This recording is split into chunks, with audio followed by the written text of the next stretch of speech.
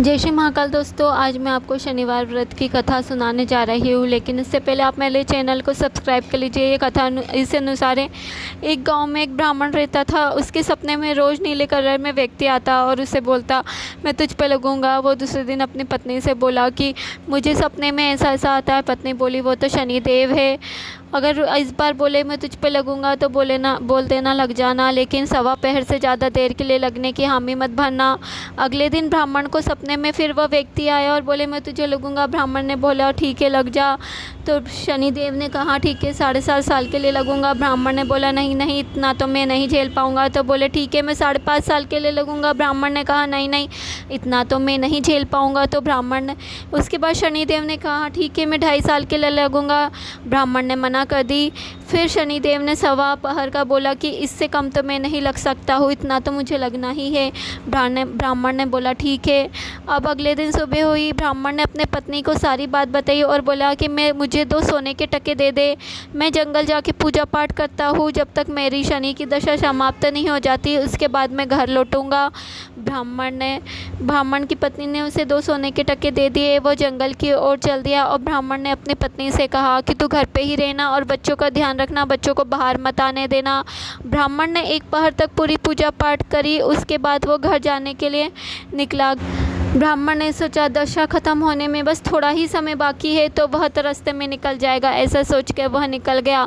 रास्ते में उसे एक खेत दिखाई दिया, वहाँ मतीरे लगे हुए दिखे। उसने सोचा अपने बच्चों के लिए ले लेता हूँ। तो उसने माली को आवाज़ दी। वहाँ खेत में कोई नहीं था तो उसने एक सोने का टक्का रख दिया और 2 मतीरे वहाँ से ले लिए और अपने झोले में भर लिए। इतने में शनिदेव राजा के सैनिकों का रूप बना के आए। ब्राह्मण ने से बोला कि बता तेरे झोले में क्या है। ब्राह्मण ने कहा, मतीरे हैं, मैं अपने बच्चों के लिए ले जा रहा हूँ। सैनिकों ने झोला खोल के देखा तो उसमें राजा के बच्चों का सिर कटा हुआ दिखाई दिया। सैनिक उस ब्राह्मण को राजा के पास ले गए और राजा से बोलिए, ये देखिए इन्होंने आपके बच्चों को मारकर उनका सिर अपने झोले में रख रखा है। राजा ने बोला, ठीक है झोला खोल के दिखाओ। ब्राह्मण ने झोला खोल के दिखाया। राजा ने सैनिकों से बोला कि इसको फांसी पे टंगा दो। ब्राह्मण ने बोला, मुझे फांसी पे लटका देना, लेकिन मेरी आखिरी इच्छा है कि मैं थोड़े समय के लिए पूजा पाठ करना चाहता हूँ मरने से पहले।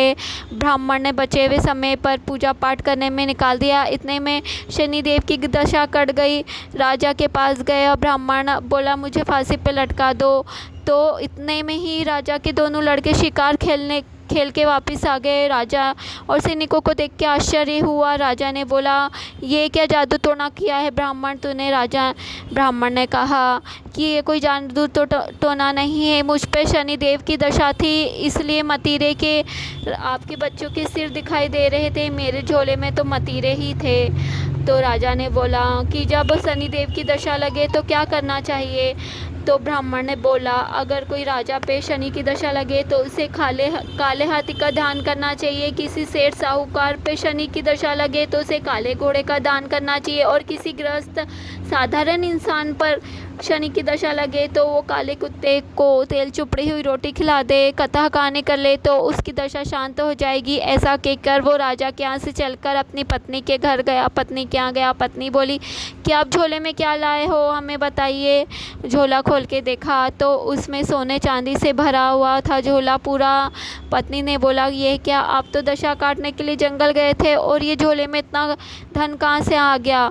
तब ब्राह्मण ने बोला, जब शनि की दशा लगी थी तो मतीरे के राजा के लड़कों का सिर हो गया था और अब दशा उतरी है तो सिर की जगह, मतीरों की जगह अब ये सोना चांदी हो गया है। यह शनिदेव की ही कृपा है।